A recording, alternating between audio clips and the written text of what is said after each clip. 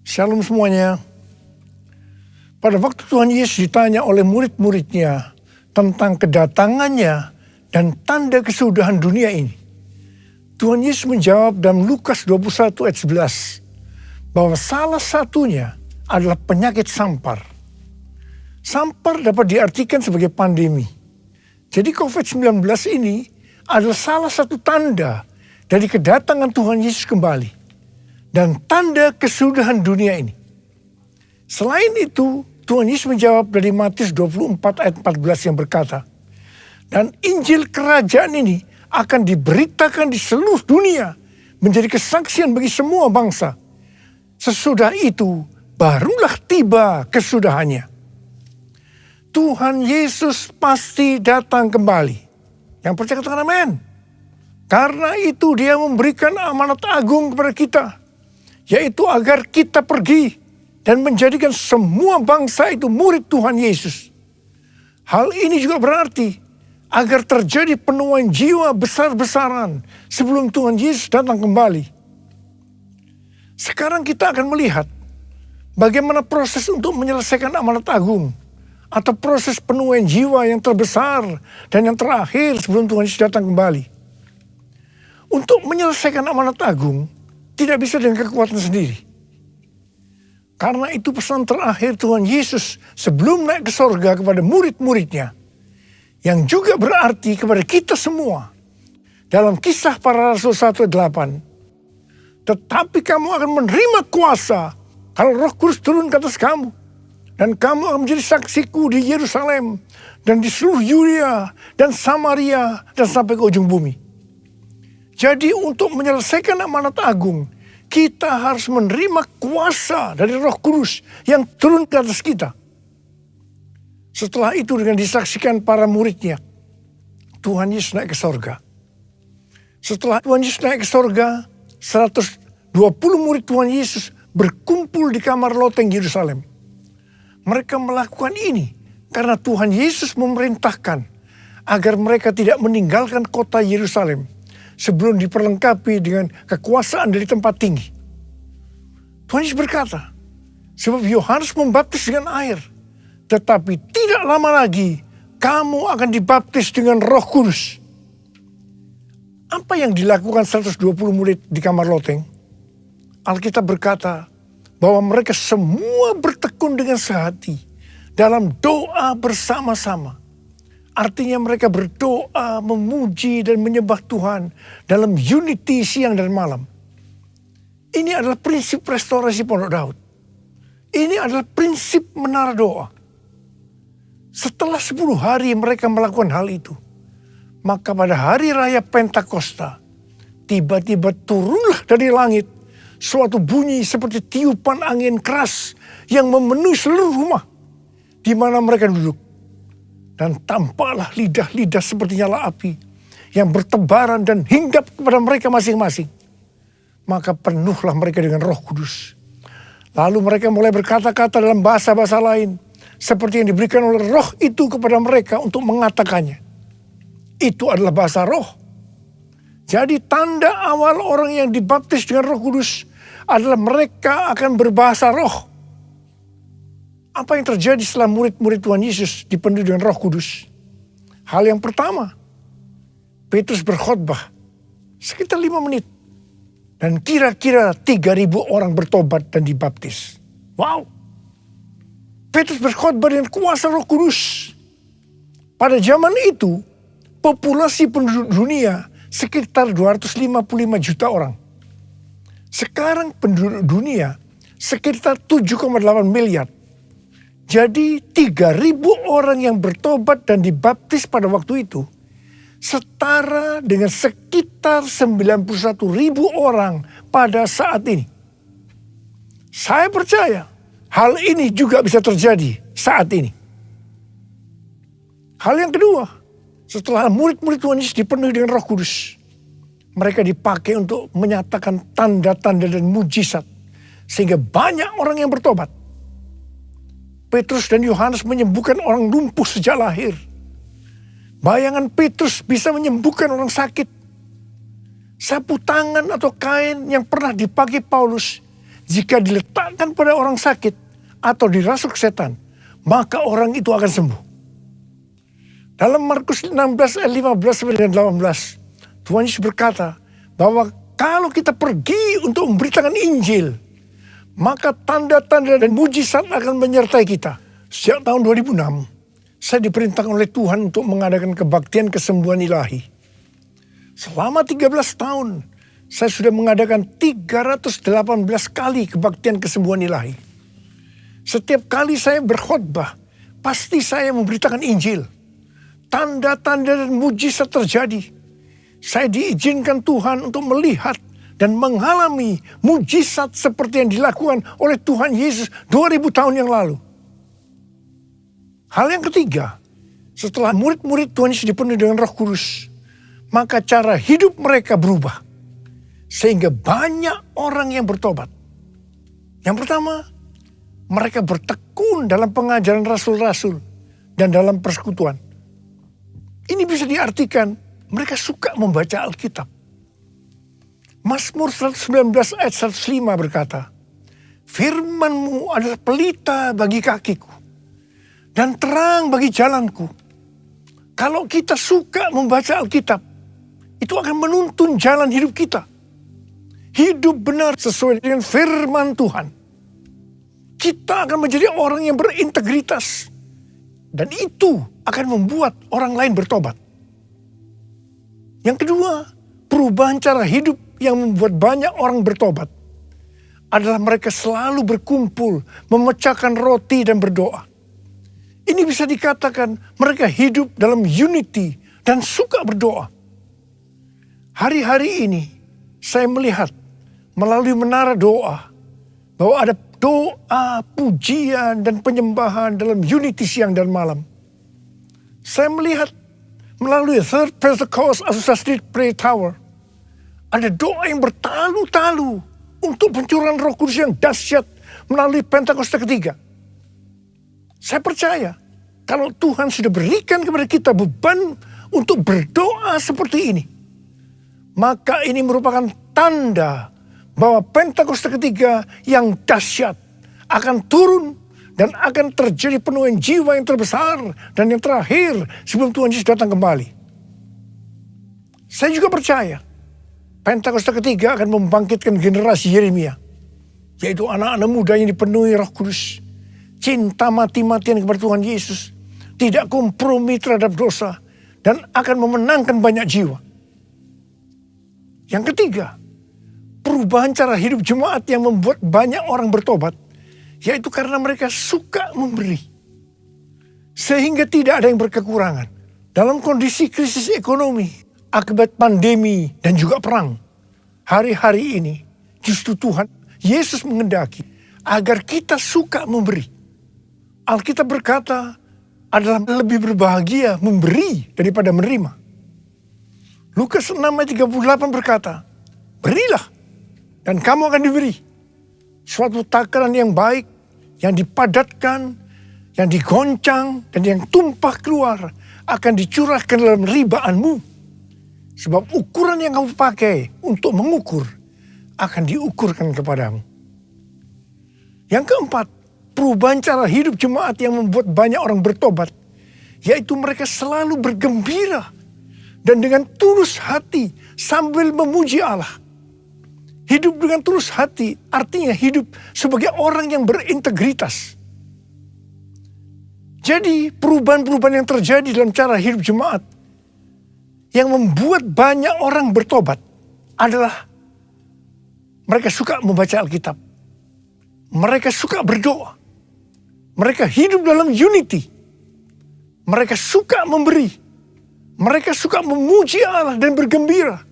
Tulus hati atau hidup berintegritas.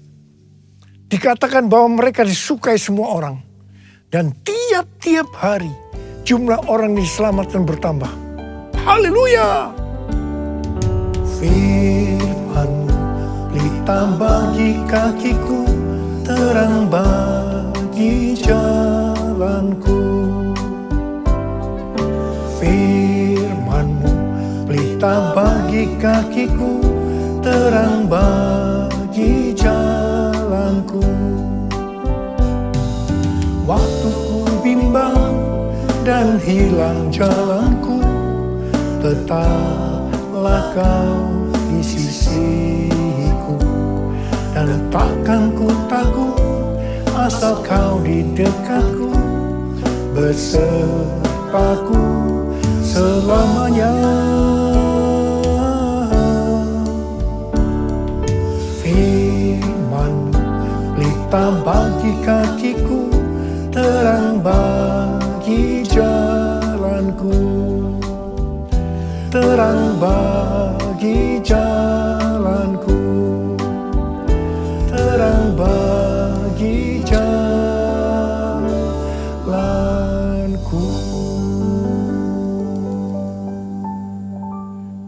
Saya percaya mereka menganggap bahwa pola penuaian jiwa hanya seperti itu. Mereka sebagai orang-orang percaya hidup dalam zona nyaman.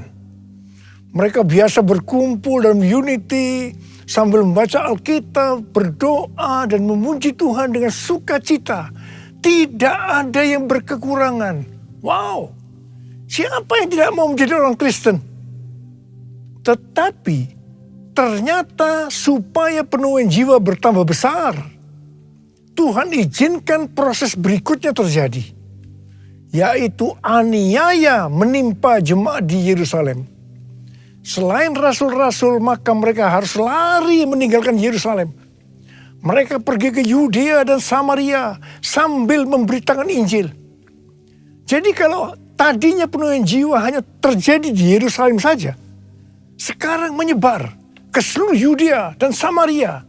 Dan pola penuaian jiwa yang seperti ini masih terjadi sampai hari ini. Catatan sejarah gereja selama berabad-abad menunjukkan bahwa semakin gereja ditekan, justru Injil semakin menyebar dan diberitakan kemana-mana. Karena itu Tuhan izinkan hari-hari ini penderitaan, aniaya itu terjadi di antara orang-orang percaya, supaya terjadi penuaian jiwa yang lebih besar.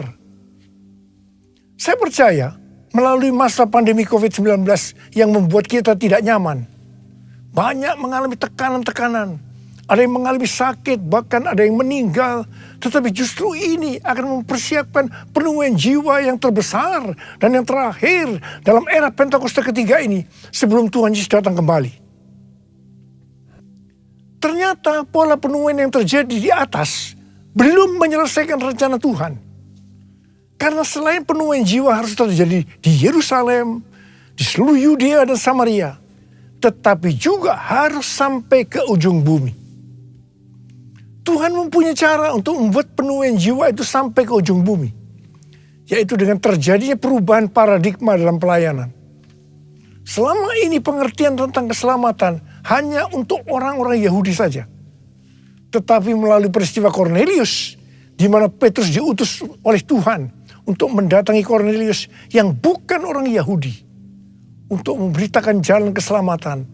Akhirnya mereka mengerti bahwa ternyata keselamatan bukan hanya untuk orang-orang Yahudi saja, tetapi untuk semua bangsa. Dan ini mengakibatkan terjadinya penuaian jiwa besar-besaran. Haleluya!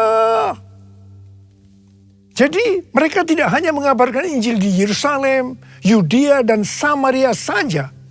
Tetapi sekarang mereka termasuk kita juga pergi ke seluruh dunia. Proses perubahan paradigma dalam pelayanan ini tidak mudah. Petrus harus diyakinkan oleh Tuhan. Kalau Tuhan berkata halal, jangan kamu berkata haram. Orang-orang yang bukan Yahudi adalah haram di mata orang Yahudi. Proses itu masih terus berlanjut untuk memberikan pengertian kepada orang-orang Yahudi, golongan bersunat dan juga orang-orang Farisi yang sudah bertobat. Di mana mereka berpendapat bahwa orang yang bukan Yahudi yang percaya kepada Tuhan Yesus harus disunat dan diwajibkan mengikuti hukum-hukum Musa. Tetapi melalui sidang di Yerusalem, akhirnya mereka mengerti dan bisa menerima bahwa keselamatan bukan hanya untuk orang-orang Yahudi saja, tetapi untuk semua bangsa. Katakan amin. Dengarlah doaku, ya Tuhan doaku. Biar semua suku bangsa datang menyembahmu. Yesus, Yesus, mulia namamu. Yesus, Yesus, mulia namamu. Mulia namamu. Mulia namamu.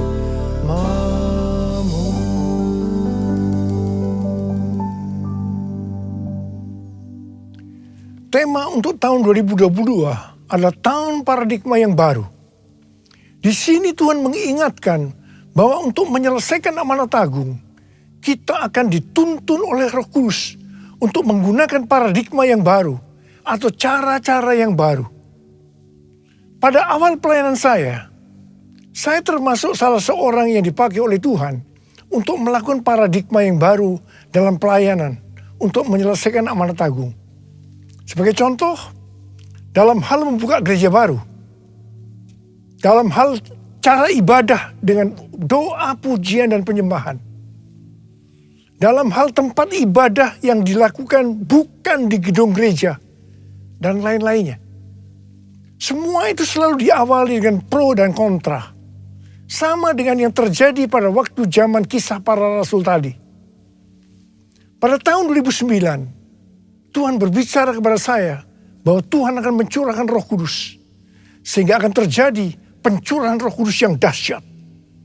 Pada saat Roh Kudus dicurahkan akan terjadi peristiwa seperti yang terdapat dalam Yoel 2 ayat 28 sampai 32. Di sini disebutkan bahwa pada saat Roh Kudus dicurahkan akan terjadi 3 tanda. Tanda pertama sesuai dengan Yoel 2 ayat 28 dan 29. Bahwa anak-anak, pemuda, dan orang tua akan dipakai oleh Tuhan secara luar biasa. Amin. Tanda yang kedua, sesuai dengan Yoel 2 ayat 30. Maka akan terjadi mujizat yang luar biasa. Tanda ketiga sesuai dengan Yoel 2 ayat 31. Maka akan terjadi goncangan-goncangan yang dahsyat. Dengan adanya 3 tanda ini, maka Yoel 2 ayat 32 akan digenapi. Akan banyak orang yang berseru kepada nama Tuhan. Dan mereka yang berseru kepada nama Tuhan akan diselamatkan. Ini berarti akan terjadi penuaian jiwa yang besar. Sejak tahun 2009, hampir di setiap khotbah, saya selalu mengingatkan tentang goncangan-goncangan ini. Dan ini terjadi hampir sekitar 10 tahun. Siapa mengira bahwa yang disebut dengan goncangan ini adalah pandemi COVID-19. Di mana di Indonesia dimulai tanggal 2 Maret tahun 2020. Kita melihat selama ini bahwa dengan adanya pandemi COVID-19 ini telah terjadi perubahan paradigma dalam pelayanan. Pelayanan secara online terbukti merupakan alat untuk mempercepat penyelesaian amanat agung. Yaitu dengan semakin cepat dan banyaknya orang yang mendengar dan mengenal Injil Kerajaan Allah. Hari-hari ini kita sedang memasuki masa penuaian jiwa yang terbesar dan yang terakhir sebelum Tuhan Yesus datang kembali. Pencurahan Roh Kudus yang dahsyat dari Pentakosta ketiga sedang terjadi. Hal ini seperti yang saya katakan pada waktu hari ulang tahun World Prayer Assembly atau WPA ke-10 di SICC lantai 11 pada tanggal 17 sampai dengan 19 Mei 2022 yang lalu. Tuhan berkata bahwa hari ulang tahun WPA yang ke-10 ini merupakan gong dimulainya pencurahan Roh Kudus yang dahsyat dari Pentakosta ketiga. Dan hal ini dikonfirmasikan juga oleh hamba-hamba Tuhan lainnya. Hari-hari ini ada 3 hal yang harus kita lakukan. Hal yang pertama, kita harus terus memperkatakan perkataan Tuhan Yesus dalam Markus 4 ayat 29 yang Tuhan berikan kepada saya pada waktu saya berulang tahun, yaitu bahwa musim menuai sudah tiba. Sebab musim menuai sudah tiba. Hal yang kedua, kita harus lebih banyak berdoa, memuji dan menyembah Tuhan dalam unity siang dan malam. Hal ini bisa diartikan juga bahwa kita harus banyak masuk dalam menara doa. Hal yang ketiga, kita harus mempersiapkan pelayanan-pelayanan untuk menyelesaikan amanat agung. Maranatha, Tuhan Yesus memberkati kita semua. Saya mau berdoa buat saudara. Ada berapa banyak di antara saudara yang mau dipakai sebagai alat Tuhan untuk menyelesaikan amanat agung Tuhan Yesus? Saudara boleh angkat tangan. Mari kita nyanyikan ini bersama-sama. All my life you have been faithful. All my life you have been so good. With every breath that I am able, I will sing of the goodness of God. All my life you have been faithful. All my life you have been so good. With every breath that I am able, I will sing of the goodness of God. I will sing of the goodness of God. I will sing of the goodness of God. Mari kita berbahasa roh. Sembah Tuhan Yesus, sembah Tuhan Yesus, berbahasa roh, berbahasa roh.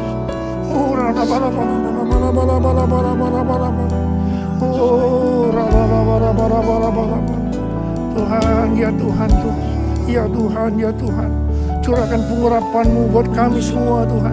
Anak-anak-Mu sudah mengangkat tangan, mereka siap berkata kepada Tuhan, kami siap Tuhan, kami siap dipakai oleh Tuhan menjadi alat untuk menyelesaikan amanat agung Tuhan Yesus. Terima pengurapan Tuhan saja. Terima.